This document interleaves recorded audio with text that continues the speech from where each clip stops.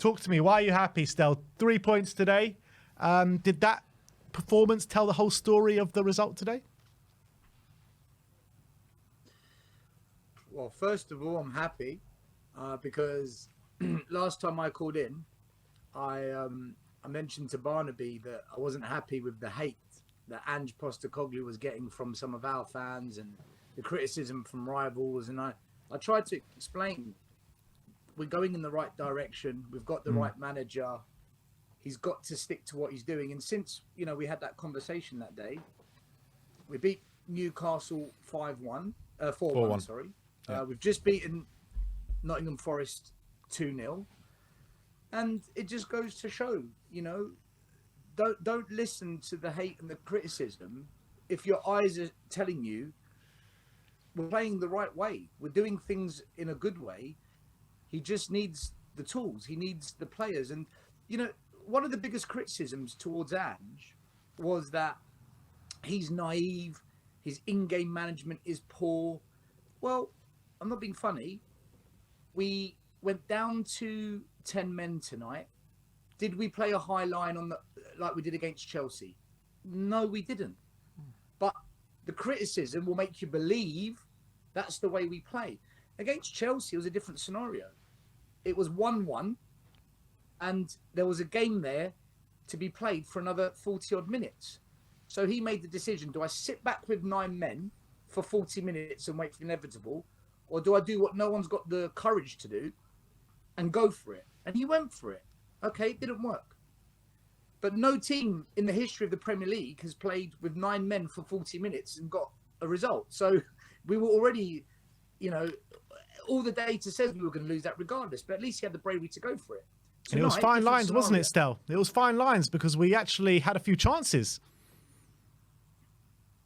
Exactly. And would we have created those chances if we were parked up outside the edge of our box? Because when Liverpool parked up on the edge of their box, when they were down to 9 men, they didn't create anything. So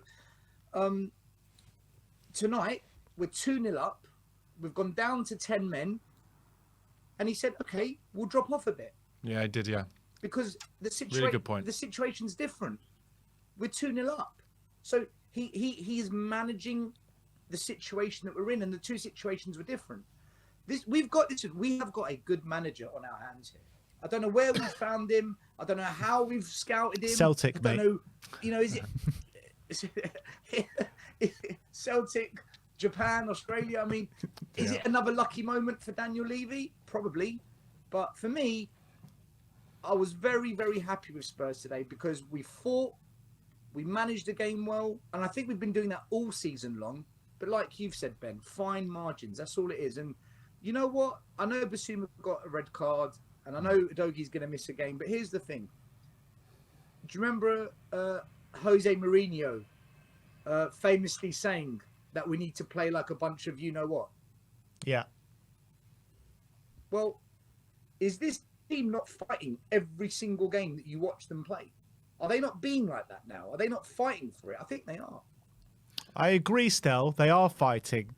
But also, there's also a fine line between fighting and going a bit over the top. And 4 red cards so far this season, and specifically 2 for Basuma this season. Like, what do you make out of that? And why does Basuma particularly keep getting sent off? I thought tonight it was one of those where it's 50-50. Like, it was not intentional. It wasn't deliberate. He was late. But if you watch it back, I've watched it back quite a few times now. He hasn't gone crashing into the guy's knee. It's like the tip of his boot caught him. And as he's gone in, he realized he was going to be late. And where both feet were off the ground initially, he then planted his other foot, knowing he's not going to make it. So I think half of him wanted to pull out, but he knew he'd committed and that he was going to catch him. So he could have got in harder, but he recognized that it was a late challenge. So, look, if I'm being biased and we're going to be somewhat understanding of how football is played, it's an orange. But there's no such thing as an orange. And nowadays with VAR, they give the red. So I felt a little bit unlucky for him. I guess the argument would be that, did you need to make that challenge? But that game was a war out there tonight. And when you're in the heat of the battle, you can't just kind of switch off and go into calm mode and switch on into aggressive mode, you're in it. And I think he just got caught in the moment. I think what's a bigger issue, Ben, isn't so much Basuma getting a red card and Udogie being suspended and then, Romero the next day and this player that day. I think it's the lack of squad numbers is the problem, because if we had 2 or 3 good players in that position available, you could drop Basuma when he comes back and say, right, you need to learn and this can't continue. And you've got those other players to come in and do the job. Our problem is we're running such a thin squad that we actually can't afford any of these reds and yellows. And I think that's actually the bigger problem. But I mean, if you look at Spurs' disciplinary record over the last 5 years, we've had the 3rd worst, the 4th worst, 11th, 6th. This year, we're currently 3rd. So we do kind of hover around this place as disciplinary as a club as a whole. And I don't know why that is. I can't tell you why that's happening. But I think if we had a bigger squad, you could manage it better as a manager, because you can drop players, you can rotate players more. But with us, we can't do any of that. Imagine Romero with his kind of hot head once in a while. Who do you drop him for? You can't. You have to play him, right? You've got to play him. And I think Basuma's with Bentancur out, with Lo Celso injured, with Højbjerg, Skip maybe not quite good enough. We can't really drop Basuma, I feel, and I think that's another issue we've got with disciplinary, the fact we can't rotate players. Yeah, I think all really good points. Let's try and get onto some more positivity. Obviously, Basuma did. I agree with you, actually. I do think that's a red card that doesn't exist before the VAR age. Like, the referee gave it as a yellow. It wasn't like what I call like a straight leg one, where either the player tackling Basuma in this case has got a straight leg and is in danger of breaking his leg, or the defender's leg is planted straight and he's been fouled that way. But you knew as soon as you saw it on replay in slow-mo that they were going to give it as a red card, kind of, and I said this to Ben earlier, based on that Curtis Jones red that was given at White Hart Lane earlier this season. It was a very similar one to that. But in terms of more positive stuff, going into the Everton game now, can we keep this run of wins going? It will be difficult, but what do we need to do to turn over Sean Dyche's men at the Lane? I don't think I'll be wearing my hat that day. I tell you that. Yeah, I think if ever there was a home game to genuinely be worried for, it's that one. I just think that Everton they've got the bit between their teeth. They've found good form. They want to prove everyone wrong after that 10-point deduction, and you really want to go into that game with as many good players as possible. And I mean, if Lo Celso's still injured, Basuma's out, Udogie's out, we don't know what's going to happen with Brennan Johnson. I don't know what the rule is on concussion. If he's they said it wasn't a concussion, Stel. Okay, good, right. So at least we got him. Yeah, that midfield and the wing back position is worrying. Again, you look at the bench. There's nothing there. If we play the way we play and we take chances, state the obvious, Stelios, we can beat them. But I think Everton they're gonna be a tough game for us. And look, if we lose that game, I'm not saying we will. I wouldn't be surprised. I hope we don't, because I think we need to keep this momentum going and go into January in the top 4 and pray to God Daniel Levy brings some, reinforcements for ANGE, because we've lost Basuma now till February. You know that. Yeah. I mean, one thing I would say though, Stel, is Everton have got an appalling record against Spurs in general, but especially at Spurs.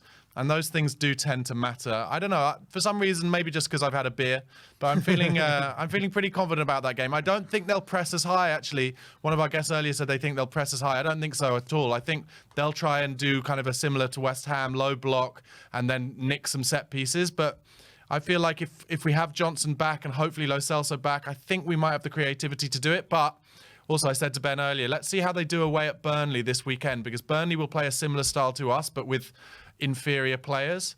And if Burnley can do well against that Everton team, then I think we can turn them over as well. This is hilarious. The last time I came on, I was trying to convince you we're going to be okay. Now you're trying to convince me that we're going to be okay. This is what being a Tottenham fan is all about, Stelios. No, I hear you. Yeah, look, you make a good point. If the Celso plays, then you've got that creativity. Pape Sarr's in good form. I think he's going to have to go with Højbjerg because Højbjerg is experienced. My only concern with Højbjerg is I think he's better coming off the bench than what he is starting for Spurs. Yeah. I do feel that midfield and against a very powerful Everton midfield is a big concern for me.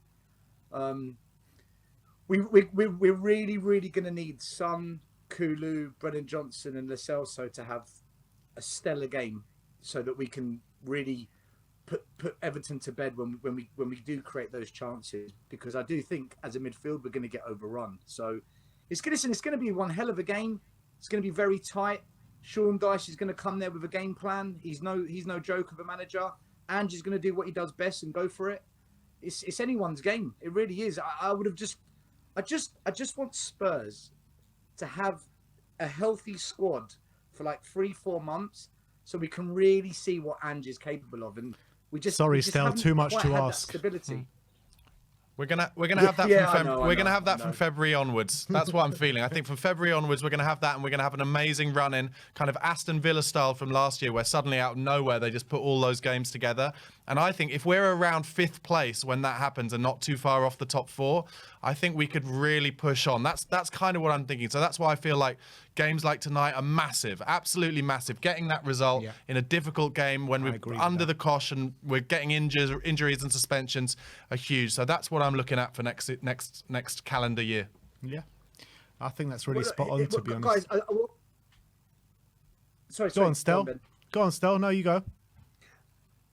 No, I was going to say, like, at the start of the season when everyone was making their predictions, I said we'd finish 8th or 10th, especially when we sold Harry Kane. I said, I don't think we'll be better than that. But then when you look at the way we played pre-season, you look at the way we started the season, you look at the... Have I said something funny? No, sorry. I just gave a kiss to Harry up in the skies like he's in heaven. Oh, right. What would we be like now if we had Harry? Oh, no, we said this earlier. Of course. I said I thought we'll be fighting for the title this year if we had Harry Kane. I said I thought he might already have scored 20 league goals. Sonny's got what, 11? And created it.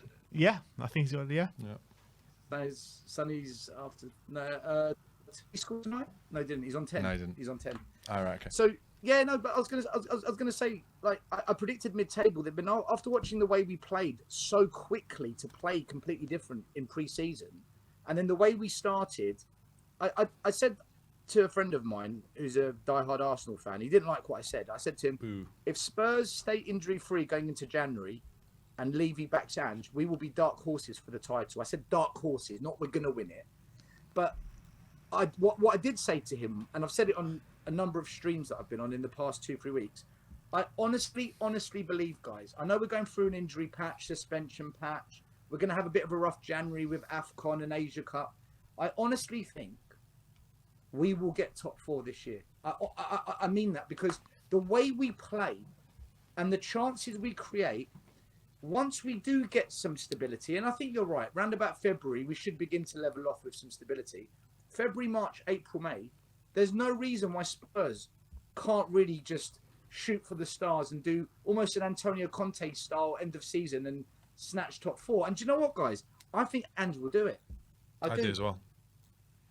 I do as well. I agree. Yeah. I wholeheartedly agree with that. I actually think I don't think we're a shoo-in for top 4. I think it's between us and Villa. I do as well. Probably. But I think Villa are bound to have a drop-off. And Villa's squad is as thin as ours, to be honest. And a few injuries for Villa. Ollie Watkins gets injured. You know, they're completely out on their legs. So I feel like Villa are going for their good patch now. But I feel like it's a bit too early in the season. And I think we're going to come on strong. Like Barnaby said, February, March, April, we've got a really hard run of games. But from now until April, we actually don't play anyone in the top 6. So it's our time. We'll win all those games in April anyway. Don't worry about it. Yeah, cool. But I think the only just playing devil's advocate, the only slight worry I have, I agree about Villa, but I also think they're due a run of injuries or suspensions or both or whatever like we've had. But the fact that United and Newcastle didn't even get into the Europa League and they can now come with us to 1 game a week means that they will improve drastically But I do still think United, and let's add Chelsea in there, United and Chelsea are absolute dross, and I think we'll both finish. I think us and Newcastle will both finish above them. So it might be us, Newcastle, and Villa for 4th, I think. But we've got one thing none of them have got, though. Big We've Ange. got one thing none of them have got, and it goes as well as Big Ange, absolutely. But we've got one thing they don't have, any of those teams, and he is the unsung hero of Tottenham this season. And for, I don't know how much he was, 12 million, 15 million pound. Vicario has got to be one of the signings of the season in the Premier League. Yeah. For the money we paid, when you look at Onana, that Dubrovna at Newcastle, that, I don't know who's in goal. Is it Sanchez for Chelsea? Sanchez, yeah. Squad player. Right. You talk about all those teams, Barnaby. Look at Vicario. Yeah. Hands down, the signing of the season for me for the money we paid. Yeah, no. But Stelios, it's not just Vicario though. Like, how many signings of the season do we have? We've got James Maddison, Mickey van der Ven, Vicario. I mean, Destiny Udogie is pretty much like a new signing in his first season this year. I mean, all 4 of those players have come in and stepped in and been close to the best players in their position in the league. Yeah. Amazing recruitment. Listen, they've all been brilliant. It's been the best summer window we've seen under this ownership for me. Like, all the players that have come in have literally hit the ground running from day one. Okay, maybe the first couple of games a bit nervous, but since then they've all hit the ground running. Hopefully that continues. But why I want to put so much praise on Vicario is everything we do starts at the back, and his distribution is exactly what allows this team to tick when we want to play it from the back. And every single game, this guy makes like a match-winning save. Yeah. Honestly, for the price we paid, Maddison was like 40 million. Van der Ven was 45 million. Udogie was he 20, 30 million? Guys, for 15 million quid, this goalie plays for any team in the league. Yeah, I honestly believe he walks into any team in the league. I reckon any team bar Liverpool and Man City. Yeah, okay, that's fair play. Alisson is magnificent, and Edison is top class. But again, Alisson was 75 million, guys. Yeah. So, we could buy 4 more Vicarios. Kepa was 70 million. Yeah, that's the. I mean, our producer today is a Chelsea fan. It feels like we're just being mean, but yeah, that was some of that spend is mad. Well, anyway, Stelios, thanks so much for calling in, mate. You've been a legend. Yes, guys. Listen, have a great night, and Sammy, you're in the mud.